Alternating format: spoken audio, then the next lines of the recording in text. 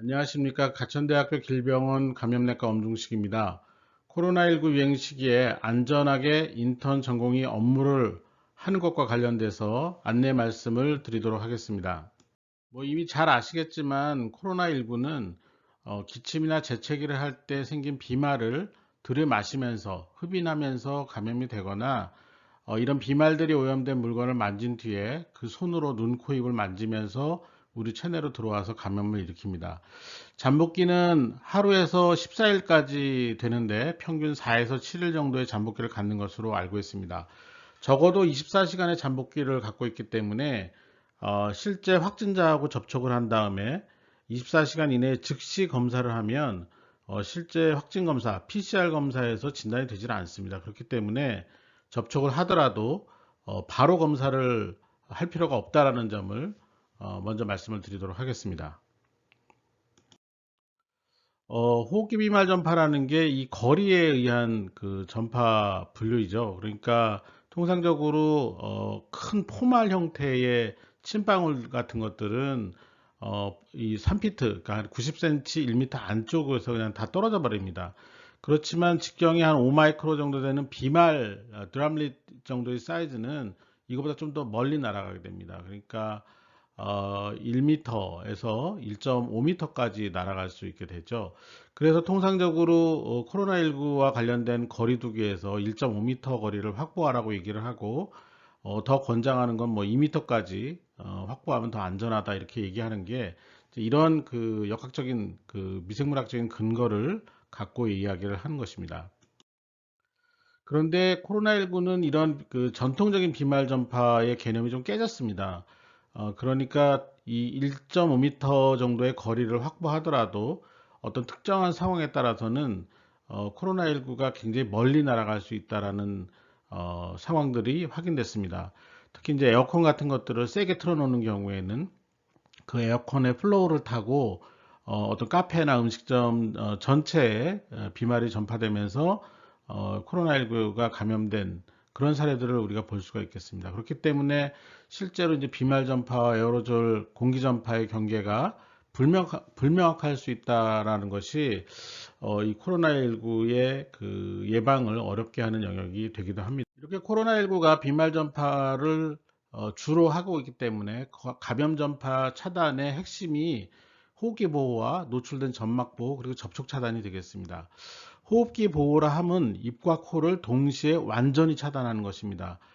이제 병원에서 이 마스크를 착용한 것들을 보다 보면 이게 답답하니까 자꾸 코를 내놓는 그런 경우들을 보고 있는데 이렇게 코를 내놓으면 사실 마스크를 쓴 이유가 없어지는 것과 똑같습니다. 그렇기 때문에 입과 코를 동시에 완전히 차단한다는 점을 명심하셔야 되고 예상되는 노출 상황에 따라서 이 호흡기 보호의 방법은 결정을 할 수가 있습니다. 수술용 마스크, KF94 이상의 호흡기 보호구, 전동식 호흡기 보호 같은 것들을 병원에서 사용을 하고 있습니다.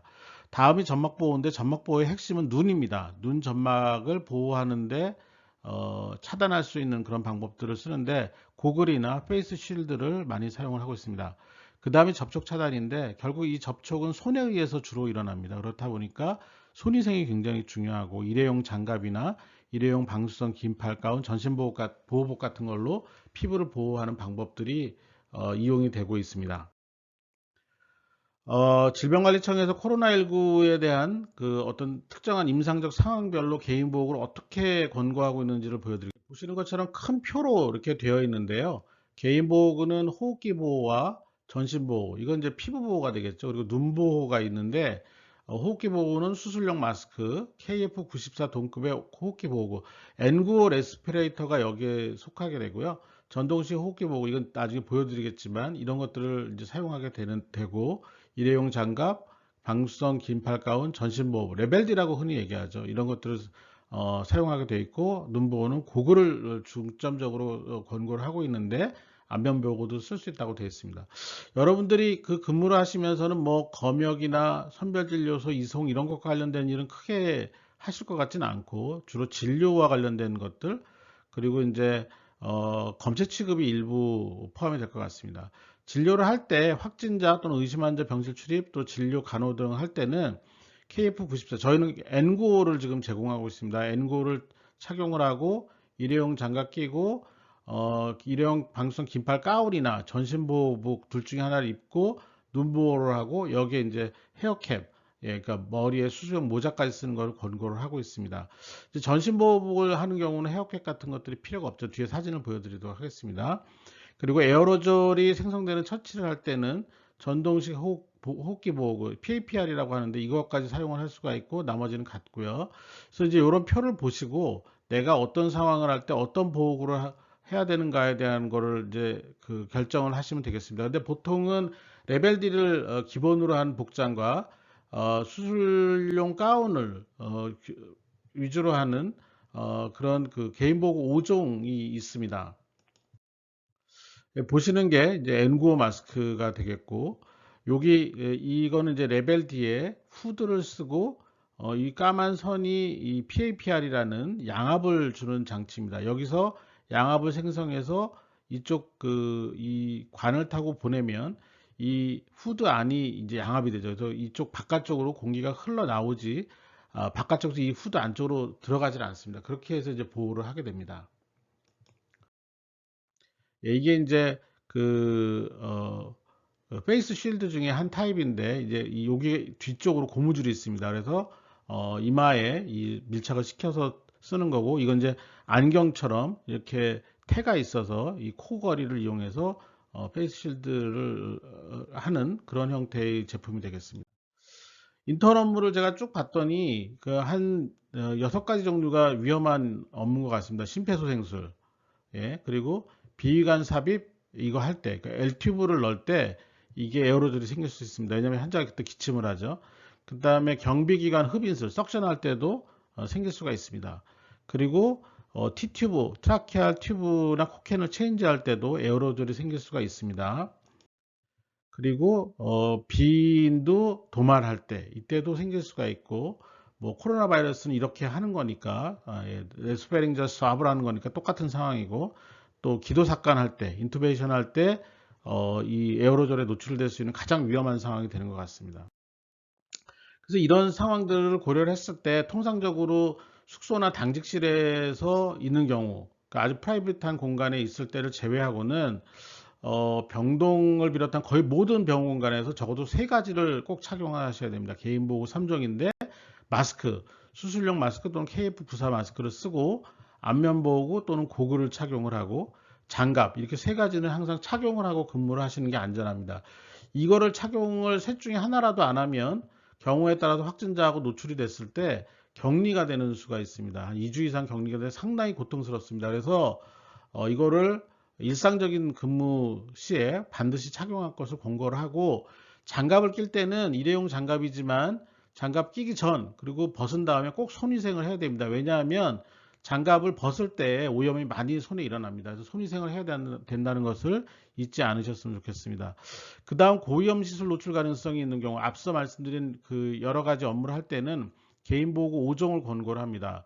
N95 레스피레이터, 고글, 장갑, 뭐 긴팔 가운이나 레벨 D 전신보호복 그리고 수술 모자까지 쓰는데 전신보호복을 쓰면 수술 모자는 필요가 없습니다. 그래서 이렇게 착용을 하고 참석을 하셔야 됩니다. 그리고 코로나19 격리 병동에 들어가야 되는 상황에는 전신보호복 그러니까 이 레벨 D 개인보호구를 착용하는데 전신보호복에다가 N95 레스피레이터, 고글 그리고 장갑을 이중으로 낄 것을 권하고 저희가 상황에 따라서는 PAPR이라고 해서 아까 보여드렸던 그런 후드와 PAPR을 붙여서 오랫동안 일을 하는 경우에는 이걸 착용하도록 권고를 하고 도와드리고 있습니다. 개인보호 3종 보시죠. 이 KF94 이상의 N95 마스크를 착용을 하고 그리고 여기 밴드형의 페이스 쉴드를 썼죠. 그리고 여기 장갑 여기까지입니다. 이거는 이제 병동에서 근무한 간호사분인데 이 수술용 모자와 일회용 에이프론까지 착용을 했는데 실제로는 이 장갑과 마스크, 페이스 쉴드 이 3가지만 착용을 하셔도 일상적으로 병동에서 근무하신 데는 별다른 문제가 없습니다. 그런데 이제 이 복잡한 업무를 할 때, 아까 말씀드린 그런 에어로졸이 형성이 될 수 있을 때, 비교적 짧은 시간 근무할 때는 이렇게 일회용 가운, 그리고 장갑, 이 덧 에이프런을 사용할 수도 있습니다. 그리고 N95 마스크, 페이스 실드, 헤어캡 이렇게 사용하는 걸 권고를 하고 있습니다. 이거는 제가 그 생활치료센터에서 근무할 때 다른 분들하고 찍은 건데 이렇게 착용을 하고 확진자들하고 계속 접촉하면서 네소파랭잘 수액을 했지만 전혀 문제가 없었습니다. 그러니까 이건 상황에 따라서 결정을 하는 것이지 이렇게 전신보호구를 한 레벨 D를 기본으로 입을 것이냐 아니면 이렇게 수술용 가운을 이용해서 개인보호구 5종을 입을 것이냐는 근무하는 그 접촉의 강도나 또는 근무 시간에 따라서 결정을 하시는데 비교적 이렇게 개인보호구 5종이 조금 더 간편하고 좀 통기성이 좋으면서 좀 그 벗을 때도 좀 부담이 덜한 그런 장점이 있습니다. 예, 이건 이제 레벨 D죠. 이 복장을 보시면 요 그 그를 싸는 이것들은 이렇게 그 따로 이렇게 분리가 되어 있고 그리고 이 전신보호구를 입고 여기는 이제 후드까지 쓴 그런 상황이죠. 그리고 PAPR을 착용한 그런 상태가 되겠습니다. 앞서 사진하고 같은 사진입니다. 좀 멋진 사진을 보여드리고 싶은데 제가 입은 사진을 보여드려 좀 죄송합니다. 이중 장갑입니다. 여기 그리고 이중 장갑에다가 테이프를 붙여서 새지 않고 벗겨지지 않도록 이렇게 장치까지 한 겁니다. 이런 것들을 착용하고 격리병동으로는 들어가는 것이 원칙이다. 이렇게 말씀을 드리겠습니다. 그래서 격리병동 근무할 때 개인보호 착탈이 주의사항을 조금 더 말씀드리면 입을 때는 꼼꼼하게 노출 부위가 없도록 주의해야 돼 벗을 때를 고려해야 됩니다. 너무 꽁꽁 싸매거나 필요 없는데 테이핑을 하거나 그러면 벗을 때 보호복이 찢어질 수가 있습니다. 그렇기 때문에 벗을 때도 간단하게 조금 그 여러 동작 없이 또 무리한 힘을 가하지 않고도 벗을 수 있도록 고려하고 입으셔야 되겠고요. 특히 이제 탈의하는 과정에서 오염이 주로 일어나기 때문에 천천히 정해진 방법에 의해서 탈의를 하는데 보통 탈의 장소에 탈의 과정의 순서를 안내해 놓은 안내문이 벽에 붙여져 있습니다. 그걸 보면서 하나하나 순서를 보면서 탈의를 하셔야 됩니다. 그리고 탈의한 뒤에는 이 코로나 병동 같은 경우에는 다 샤워를 할 수 있는 공간이 확보되어 있습니다. 그래서 반드시 전신 샤워를 하셔야 됩니다. 그리고 근무 전에 뒤에 개인보호 착탈의 동영상을 첨부해 놨는데 이걸 반복적으로 시청을 하고 실제 병동에 들어갈 때 착탈의 실습을 반드시 하고 들어가셔야 됩니다. 착탈의 실습은 그 코로나 병동에 요청을 하시면 병동의 간호사들이 알려드릴 수도 있고 또 주치의 선생님들한테 내과 주치의 선생님들에게 요청을 하면 착탈의 실습을 같이 할 수 있도록 하겠습니다. 병동에서 근무를 할 때 여기가 이 격리병동 같은 경우는 계속 그 왔다 갔다 할 수 있는 건 아니기 때문에 가능한 그 병동 업무를 한 번에 처리하도록 병동과 상의해서 이 일을 좀 정리를 하셔서 들어가십시오. 그래서 병동 출입 횟수를 최소화하시길 바랍니다. 그리고 악화 가능성 있는 환자의 경우 특히 이제 전공의 선생님들에 해당되는데 악화 가능성 있는 환자의 경우에는 담당 교수하고 긴밀하게 상의를 하셔서 정확하게 당직자에게 인계를 하셔야 됩니다.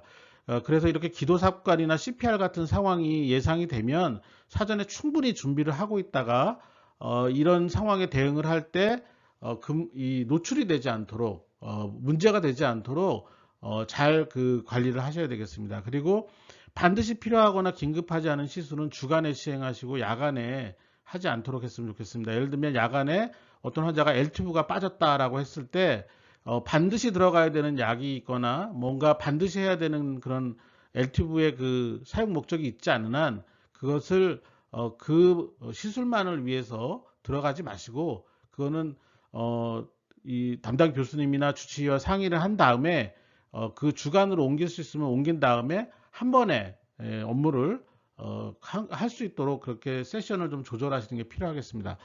그리고 격리병동뿐만 아니라 일반 병동에서도 의식이 없거나 제어가 어려운 환자를 진료할 때는 페이스 쉴드 말고 고글 착용을 하시기 바랍니다. 왜냐하면 페이스 쉴드는 조금만 이렇게 부딪히거나 힘이 가해지면 벗겨지거나 삐뚤어집니다. 그렇기 때문에 눈점막 보호가 안 돼서 이 고글 착용을 원칙으로 해주셨으면 좋겠습니다. 또 이제 심폐소생들도 마찬가지입니다. 이런 동적인 상황에서는 고글 착용을 반드시 해주십시오. 개인보호구 5종 착탈의 방법을 동영상을 통해서 확인해 보도록 하겠습니다. 네, 저희 병원 감염내과 시혜진 교수님이 직접 그 시범을 보여주시겠습니다. 아마 이제 그 멘트가 소리로 들리지는 않을 것 같은데요. 일단 머리가 긴 분들은 저렇게 단정하게 머리를 묶어서 정리를 하시고 손위생을 시행합니다. 그리고 이제 속장갑을 먼저 착용을 합니다.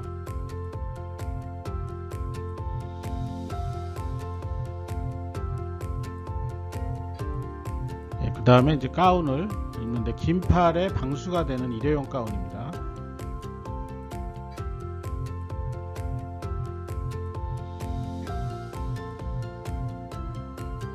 그리고 N95 마스크를 끼는데요. 중요한 게 저 마스크가 교차가 되면 안 됩니다. 아래줄은 아래로 내려가고 위에 줄은 위로 내려간 다음에 피팅 테스트를 합니다. 후 불어서 새는 데가 있는지를 몇 번 확인을 합니다. 네, 그리고 고글을 착용을 하고요. 네, 끈을 잘 조절해서 정확하게 그 눈 주변에 밀착이 되도록 하고, 그리고 일회용 수술 모자를 착용합니다.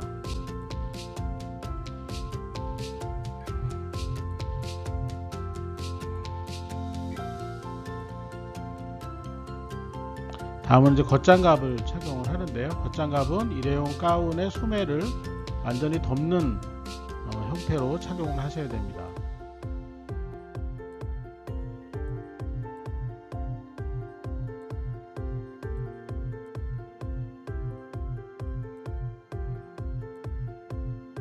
예, 이 장갑과 장갑 마찰 때문에 정확하게 끼워지지 않을 수 있는데 충분한 시간을 가지고 정확하게 착용을 하시기 바랍니다. 그리고 다시 한번 손위생을 하게 됩니다.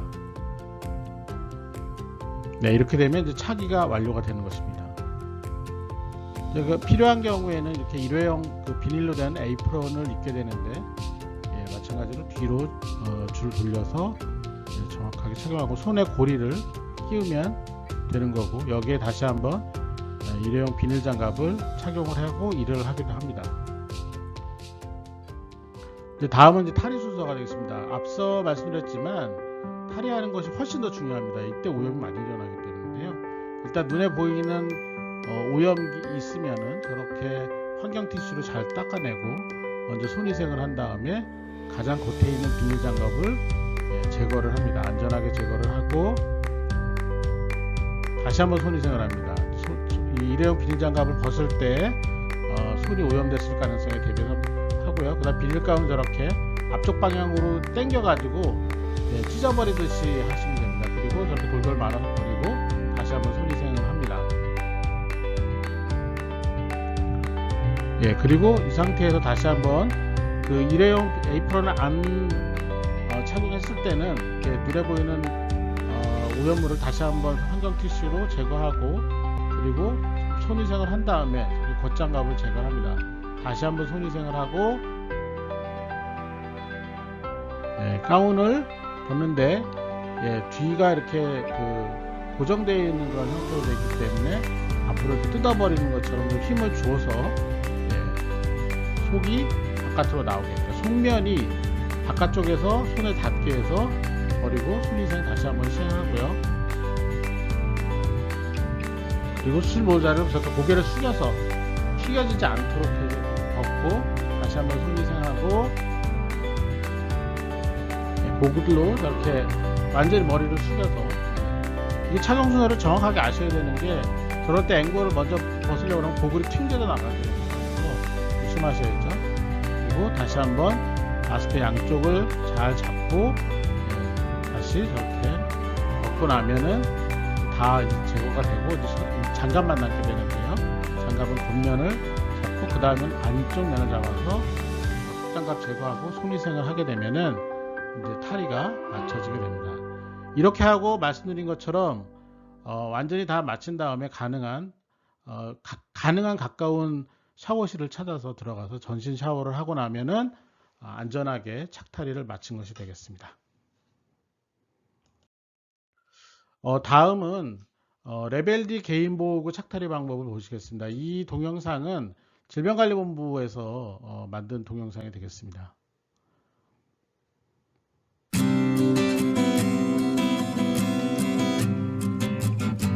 이거 아까 보셨던 그 척탈이 방법을 실제로 이제 리스트로 만들어서 어떻게 하느냐인데요. 개인보호 착용 전에 수분 섭취하고 화장실 다녀오고 개인소지품 액세서리 제거하고 머리카락 정리하고 그 안쪽에 수술복 착용을 하고 시작을 하는 겁니다. 보호복, 덧신, 속장화, 겉장화 이런 것들 충분히 준비를 준 다음에 손위생을 하고, 손위생은 손바닥, 손가락 사이, 손가락 깍지, 엄지, 손끝 이렇게 한다라는 순서를 좀 알고 계시면 좋겠습니다. 손위생 방법도 정확하게 눈에 익혀주시기 바랍니다. 그리고 마찬가지로 속장갑 착용하고요.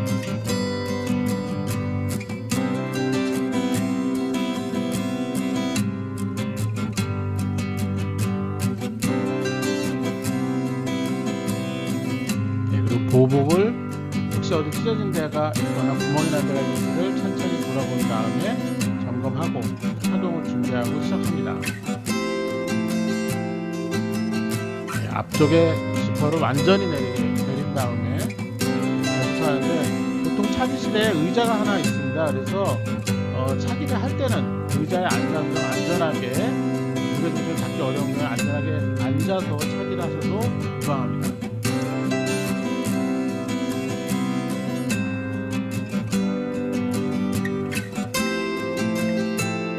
천천히 접히거나 힘을 무리하게 가해서 보호복에 손상이 가지 않도록 하고 착용하는 게 필요하고요. 보호복 지퍼를 채우고, 보통은 저 지퍼가 있는 그 깃에 테이프가 붙여있어요. 지금 떼는 거 보이시죠? 저 안쪽이 테이프입니다. 저렇게 붙일 수 있는 테이프가 되기 때문에 완전히 목까지 충분히 붙이시기 바랍니다. 그리고 이렇게 소매 끝에는 손가락 고리가 있어요. 손가락 끼는 고리. 고리를 끼우시는 게 나중에 벗을 때 편합니다. 그리고 이제 덧신을 착용을 하고요. 이제 매듭을 묶게 되어 있는데, 매듭은 손가락으로 간단하게 풀 수 있도록 잘 고리 모양으로 묶으시는 게 필요하고요. 지금 저기서는 끈을 따로 이렇게 독립된 끈을 묶는데, 우리 병원에서는 저 끈이 덧신에 붙어서 나옵니다. 뒤로 돌려가지고 앞쪽으로 해서 묶으면 되겠습니다. 마찬가지고요. 또 중요한 거는 저 덧신이 근무하는 중간에 갑자기 흘러내리거나 벗겨지지 않도록 하는 게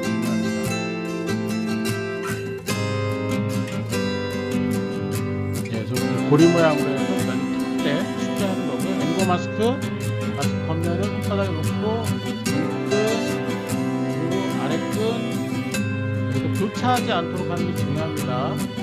위아래가 교차하면 안 됩니다. 이렇게 평행하게 하고, 마찬가지로 마스크 밀착을 확인하고 후 하고 재빨리 숨을 내쉬며 다시 들어가시면서 피팅이 제대로 되는 체크를 하셔야 됩니다.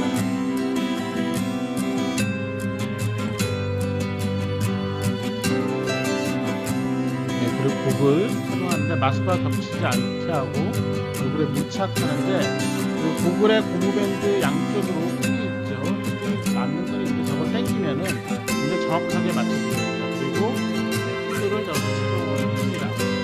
후드에 있는 지퍼를 끝까지 올려서 나온 면이 최소화되고 머리카락이 바깥으로 빠져나오거나 그러지 않도록 완전히 착용을 하시는 것이 바람직합니다. 그리고 겉장갑 착용을 하고요.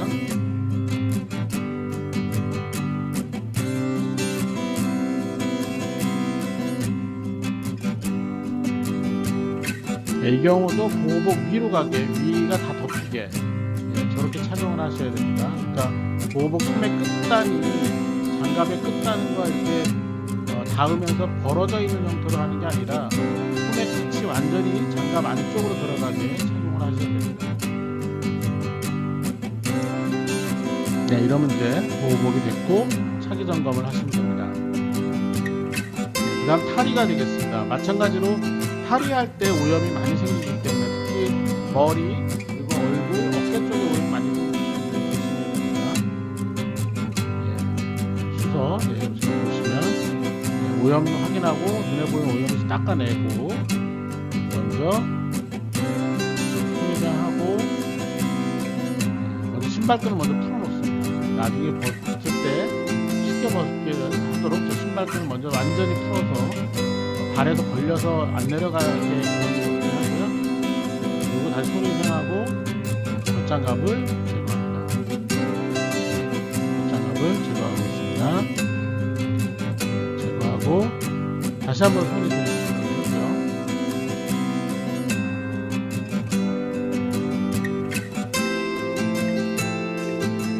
그리고 지퍼상의 중간에 손을 더듬어 가지고 쭉 따라 올라가면서 지퍼 손잡이를 잡아서 내려야 됩니다. 저거를 먼저 맨 위에 있는 지퍼 잡으려고 이렇게 손을 올리다 보면 얼굴 주변이 오염이 됩니다. 그래서 지퍼 끝을 잡게 중간부터 따라 올라가는 장면이 아주 중요하고요. 그 다음 저렇게 겉면을 당긴 다음에 팔을 빼고 그 다음부터는 안쪽 면을 말아주듯이 내리면서 벗으면 됩니다. 이렇게 보시면 빼고 그 다음부터는 바깥면을 만지는 게 아니라 내 몸에 닿았던 안쪽 면을 손으로 잡고 이렇게 말면서 쭉 내려가시는 겁니다. 그리고 말아내리고 이때 끈을 풀지 않았으면은 젖신에 끈을 풀지 않으면 저 걸려버리거든요. 그럼 또 손 바깥으로 내서 바깥쪽 면을 만지기 때문에 저렇게 젖신의 끈을 완전히 풀고 시작한다는 거 잊지 않으시면 좋습니다. 계속 말아서 바깥쪽 면이 손에 닿지 않게 계속 돌려가면서 빼는 거죠. 이 신발의 뒤쪽이 잘 걸립니다. 그래서 그런 부분도 염두에 두고 근데 힘을 줘서 빼지 않도록 하셔야 됩니다. 찢어지면은 그 순간 오염이 될 수가 있습니다. 다시 손위생하고 보호복은 격리의료 폐기물통에 버리고요. 그다음 고글 제거를 합니다. 상반신을 숙이고 눈과 피부전만 보여 눈을 감고 이렇게 감고 바로 폐기물통에 넣고요. 다시 손위생하고 마스크의 경우에도 양쪽 끝을 잡고 끈을 당겨서 얼굴에서 쭉 당긴 다음에 최대한 멀게 해서 그때 이제 고무줄이 튕기면서 오염될 수가 있기 때문에 고무줄이 너무 많이 튕겨지지 않도록 조심하는 필요가 있고 다시 손상하고 장갑을 제거를 합니다. 다시 손위생하고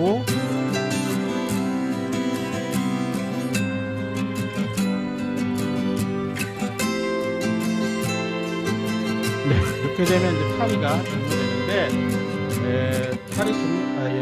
저희는 이제 바로 격리병동에서 샤워실로 가게 되어 있습니다. 그래서 신발을 발판 소독을 하지 않는데 샤워실에 가서 신발도 벗고 안쪽에 갈아 신을 신발이 있기 때문에 신발까지 다 갈아 신고 샤워 마치고 나오면 되는 그런 순서가 되겠습니다.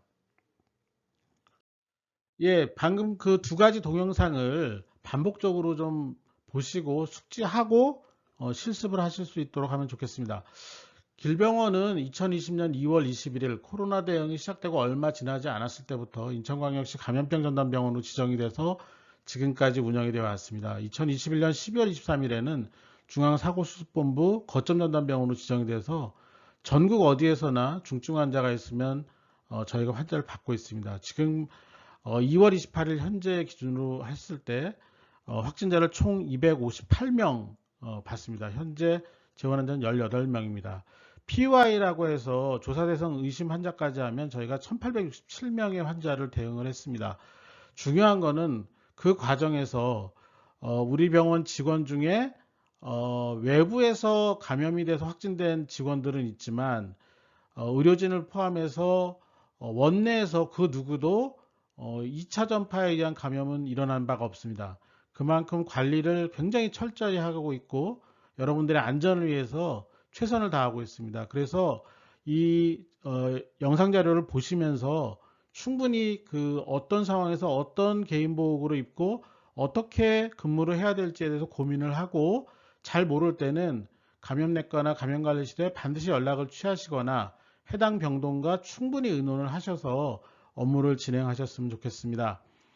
코로나19는 아마도 올해도 계속될 것 같습니다. 백신 접종이나 이런 것들을 하더라도 일정한 수준으로 계속 확진 환자가 상반기에는 나올 것 같고 하반기에도 완전히 사라지지 않을 것 같습니다. 그때까지 인턴 업무 그리고 전공의 업무를 안전하게 수행할 수 있도록 매사에 좀 조심하고 서로를 배려하면서 준비를 하셨으면 좋겠습니다. 그리고 마지막으로 3월 8일이나 9일 이후부터 코로나 백신을 우리 병원에서 접종을 하게 될 겁니다. 이때도 백신에 대한 어떤 부정적인 생각을 좀 넘어서셔서 반드시 백신 접종을 해서 본인도 안전하고 동료들도 안전하고 환자도 안전하게 진료할 수 있는 환경을 만드는데 꼭 협조를 해주시길 바랍니다. 이상 강의를 마치도록 하겠습니다. 감사합니다.